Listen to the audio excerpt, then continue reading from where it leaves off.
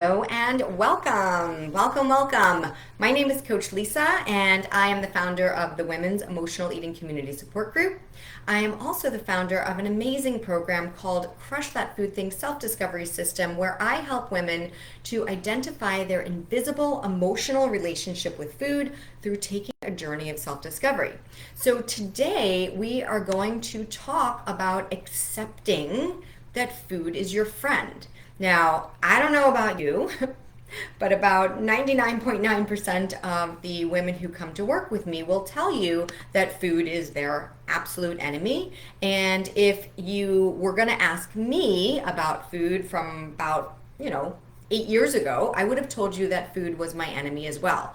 I would have told you that I could not keep food in the house, that I couldn't keep food near me, that food was going to be the death of me, that I blamed the food for why I could not, quote unquote, control myself. So today I want to introduce you to a new thought process, because if we keep telling ourselves that food is our, enemy, or that we, don't accept food as our friend, then what it allows us to do is it allows us to twist the words in our mind to make it make sense to keep ourselves stuck. So think about that. It seems bizarre, but if you tell yourself that food is not your friend, food is your enemy, food is going to be the death of you kind of thing. If you tell yourself that, you are actually encouraging yourself to stay stuck because you're lying to yourself. And this might be something harsh to think about. And you might be like ready to turn me off right now, and that's okay. If you are willing to open your mindset, to listen, to come into a new level of awareness, I think that you will agree with me that food is actually the very thing that keeps you alive. So if we think about it from that standpoint, you have to agree with me that food is actually your friend. It's something that's giving you the ability to stay alive, which, if I'm not mistaken, that is your goal. So this is a twist on words. Now, I might not be telling you anything that you don't know. You might say to me, hey, Lisa, okay, I didn't take off work for an hour to watch this training right now for you to tell me that food keeps me alive. I get that part. However, when you're telling yourself something, when you're feeding yourself something in your mind that is causing you to disconnect with the truth, well, then you're going to have a problem. And the problem that you might be having with the thought that food is not your friend is that you're not actually thinking about food when you say those words. And so let's talk about this for a minute. And I have some definitions. I like to go into definitions because definitions allow us to get clear. Sometimes clarity is the only thing that is going to be of value, because if we don't get clear, then we end up not understanding what our actual objective is. When we make things too difficult, well, we get lost, right? Because we start to kind of have like one dart in our hand, and we've got like 5 dartboards, and we shoot the dart out, and it's missing the target every time. And the reason why it's missing the target is because you've got 5 dartboards and 1 dart. I want to give you clarity so that you can have 1 dartboard and 1 dart. Period. End of story. And so let's get clear. The word accept, right? This is what the talk is about today. Accept it. Accept it. Food is your friend. So let's talk about the word acceptance. The word acceptance means the action of consenting to receive or undertake something. So acceptance of this is the action of consenting about something. So if you're going to push away the acceptance that food is your friend, knowing full and well that food is the very thing that keeps you alive, then that is going to put you in the opposite of acceptance. There's a lot of words that represent the opposite of acceptance. The one that I'm going to talk about today is resistance.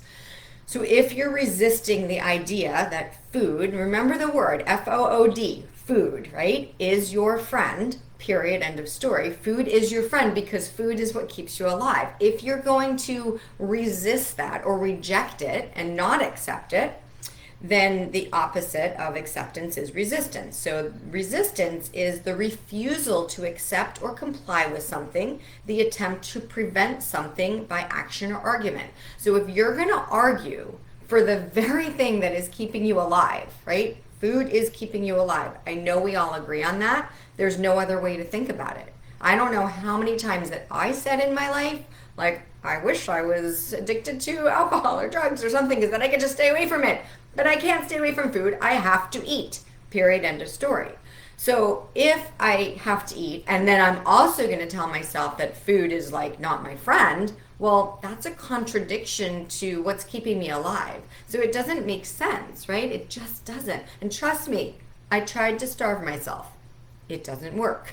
Period. End of story. Even when I did those intermittent fasts and I was like on a 12-hour feeding window and all that stuff, which consequently I felt like I enjoyed because it felt like I had control. So that I could be in control for those 12 to 16 hours, whatever it was, and then spend the rest of the time just being totally out of control because I knew that I was going to go back into the jail soon, right? And the jail was when I wasn't eating. I convinced myself that that felt really good. Consequently, I don't eat on a feeding schedule anymore. There are times when I probably go 16 hours without eating, and it doesn't come to me in that way anymore. I just listen to my body. And I'm certain that if you're here, you would like to have that opportunity to do that as well, because your body is a living, breathing, moving machine. So some days I'm going to require more nutrition than others. Some days I'm going to eat more than others because I'm alive and I'm breathing and I'm moving, and so are you. So let's get back into our talk. So if you refuse to accept that food is your friend, you're gonna attract an argument with yourself. Now, I believe that you have enough going on in your life, that you've got enough things outside of you that are going on, that attracting an argument with yourself is probably one of the last things on your to-do list. I'm pretty certain that in this human body of yours that you would like to have peace, that you would like to be saying namaste all day long, that you don't want an argument with yourself. So when you're contradicting yourself by telling yourself that you are not accepting that food is your friend, well, that's gonna promote an argument for you because it's something that you require to live, and then you're pushing it away, not accepting that it's your friend. So let's go a step further here and make certain that we're on the same path. So if you want to talk about food, right, you have to be able to accept that the definition of food, and I handy-dandily looked it up for you, the definition of food is any nutritious substance that people or animals eat or drink or that a plant absorbs in order to maintain life and growth. So that is going to be an awareness that you will have to accept, right? The food is nutrition.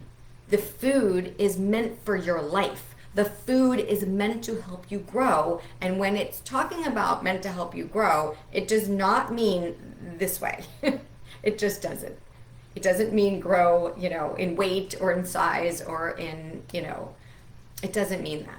It means that it's meant for you to stay alive, to grow, to nourish yourself. That's what the definition of food is. Now, consequently, when I was telling myself that food was not my friend, I wasn't talking about chicken and broccoli and apples. I don't know, what you're talking about when you say that food may not be your friend. I wasn't talking about that. I was talking about something else. The something else is called non-food. And so food, if you can accept this, food is your friend. Non-food, not your friend. So write that down. Food is my friend. I accept that food is my friend. I am willing to accept that food is my friend. I'm excited to think about food as my friend. Give yourself a command and you will be able to follow through. But if you tell yourself that food is not your friend, and you're talking about non-food, non-food is not your friend. You're right about that. So write that down. Food is my friend. Non-food is not my friend. So now let's talk about what non-food is. So I looked it up. We'll call non-food junk food. We'll just call it that. And interestingly enough, it's a definition in Google. Like if you look up the word junk food, it's actually a thing. It's an actual definition of what junk food is. Now, remind yourself that when you're accepting something, right, you're accepting the fact that food is your friend. And remember that a friend, hang on, I also looked up that definition. A friend is a person who one knows and who has a mutual bond of, has a bond of mutual affection. So because you're getting something from food and food's getting something from you, right? Food is being eaten by you and you're getting the energy of the nourishment from food. So there's a mutual agreement here. Non-food, remember, non-food is not my friend, period, end of story. And we're going to label it as junk food. So non-food, hang on, I have the definition right here. Somewhere, I have it. Non-food has a low nutritional value, typically produced in the form of packaged snacks needing little or no preparation. So non-food, aka dead food, like it's not alive. It has no energy. So I want you to write down a couple of questions. So ask yourself, because these questions are really, really important. What is my objective for eating food? Just ask yourself the question. My objective is to add nutritional value to my life, right? So that I can have growth. That's the whole idea, right? Because I want to stay alive. I think that's my objective. So now ask yourself the same question about non-food. What is my objective for eating junk food?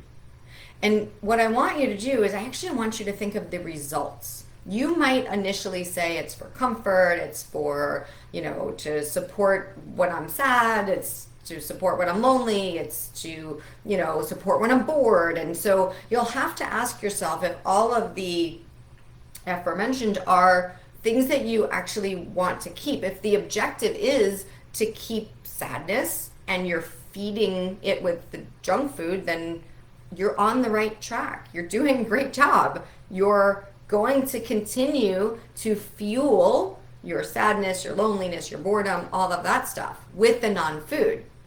And you could look at it as your friend. Like a lot of people say that, like food is my best friend, But at the same time, if that type of non-food is fueling something that you might not really want, then you have to be able to step into that space in your mind and say, hang on a minute, why am I accepting this? Why am I accepting that this non-food is my friend?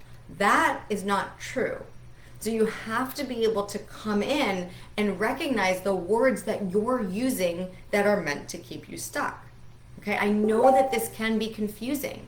It doesn't have to be though. If you just take it one piece at a time. Just the first thing you can say is food is my friend. I accept that. Non-food is not my friend. I accept that too. So we have two questions for starters. The first one again being what is my objective for eating food? What is my objective for eating junk food? And then the next questions are, what about eating food is important to me? Answer that for yourself.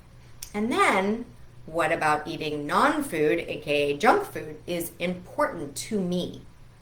Like make certain that when you're doing something that it's an important piece of the puzzle. So if eating the junk food is fueling sadness or loneliness or boredom or anger or it makes you feel bad about yourself, then just know that those things must be important to you because you're giving them a dose of non-food. And if that's where you're ending up, well, then you're getting it because you're doing it.